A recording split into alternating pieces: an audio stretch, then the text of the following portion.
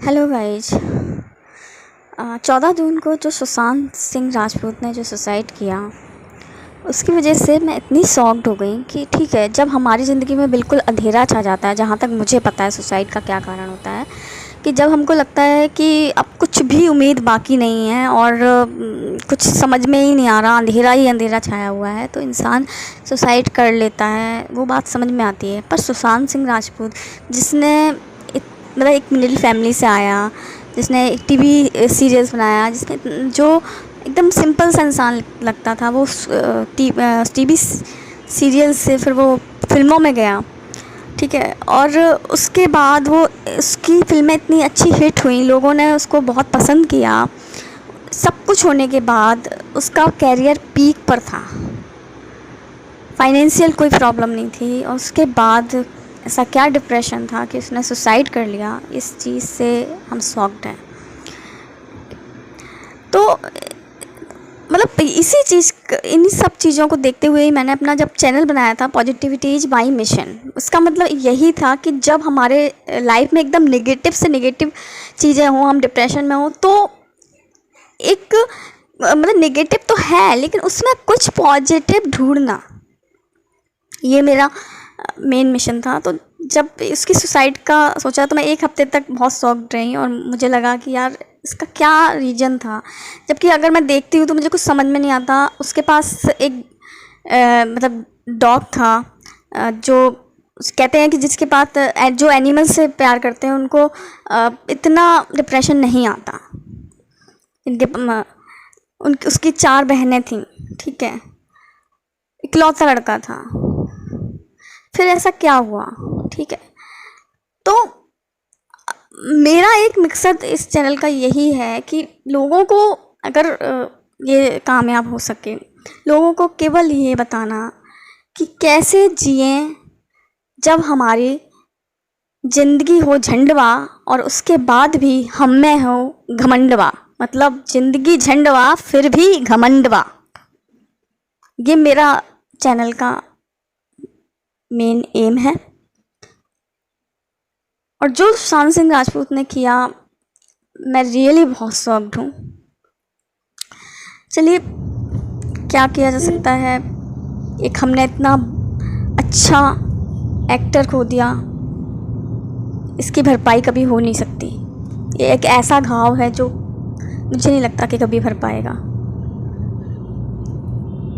तो अब मैं ऐसी ही चीज़ों, तो मैंने कहा कि चलिए मैं इसी पर एक सीरीज़ बनाऊंगी कि जिसमें मैं वो लोग जो सुसाइड करने का सोचा और आखिर पल में वो पलट गए सुसाइड से, उन लोगों की कहानी को शामिल करूंगी। एक में नहीं, 2-3-4 पार्ट में वो होगा। तो अभी जो पहला मैं पार्ट शुरू कर रही हूँ वो है कि एक्चुअली मेरे साथ क्या हुआ कि लॉकडाउन हुआ। अब लॉकडाउन में क्या है, जॉब्स चली गई हैं, या ठीक है, तो बहुत परेशानी, इकोनॉमिकल क्राइसिस हो गया है, रिसेशन आ गया है। ऊपर से मेरे साथ क्या हुआ कि मतलब मैं तो वैसे ही अकेली थी लॉकडाउन में, और मेरा जो एसी था वो चोरी हो गया है, और कूलर ने काम करना बंद कर दिया। तपती हुई गर्मी पड़ रही थी और फैन चल रहा था बस। भाई ऐसा लग रहा था, मतलब ऊपर का पोर्शन है तो ऊपर छत है, तो उस पर जब तो सबसे ज़्यादा गर्म हो जाता है, ऊपर का पोर्शन सबसे ज़्यादा गर्म हो जाता है घर के, तो उसमें ऐसा लग रहा था जैसे आग में तप रहे हो। अरे भाई इतना सिर गर्म हो गया, तब ऐसा लगने लगा कि यार ज़िंदगी तो झंडवा, ज़िंदगी झंडवा। फिर भी मैंने सोचा कि इसमें भी घमंडवा करना चाहिए। तो सोच रही थी मैं कि क्या पॉजिटिव सोचा जाए, क्या पॉजिटिव सोचा जाए। तो तभी मैंने एक मतलब मेरे पास 2 चूहे हैं, और सफ़ेद चूहे, और मतलब वो मुझे बहुत ही, जब मैं बहुत परेशान हो जाती हूँ तो वो मुझे बहुत एक ताकत देते हैं।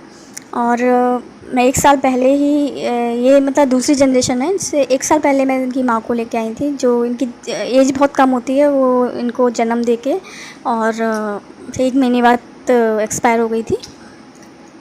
तो जब मैं बहुत परेशान हो जाती हूँ तो मैं इनके साथ खेलती हूँ, और मेरी सारी परेशानियाँ एकदम से दूर हो जाती हैं।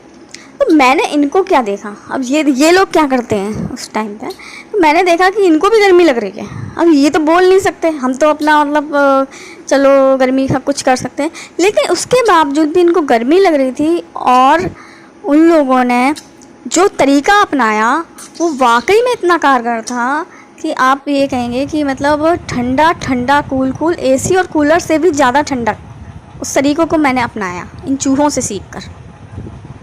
और भाई साहब क्या एसी क्या कूलर छोड़ो सब, फ़ैन की हवा में भी इतना ठंडक महसूस हुई, उसी ठंडक से मैंने अपने टाइम को निकाला।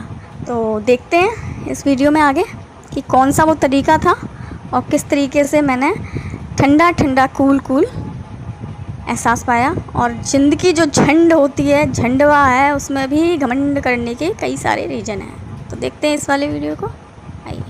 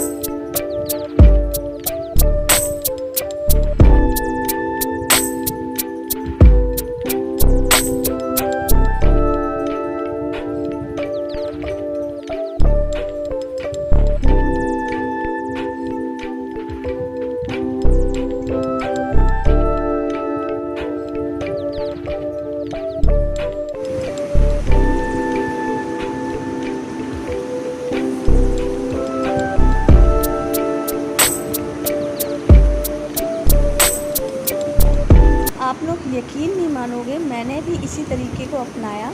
कपड़े को गीला किया और उसको ओढ़ के पंखे की हवा में सो गई। चादर मैंने ली थी, चादर को गीला किया और उसको उसी हवा में ओढ़। इस तरीके से मैंने अपनी पूरी गर्मियाँ बिना एसी और कूलर के पंखे की हवा में ही काट दी। तो इस चीज़ को कहते हैं दोस्तों, ज़िंदगी झंडवा फिर भी घमंडवा।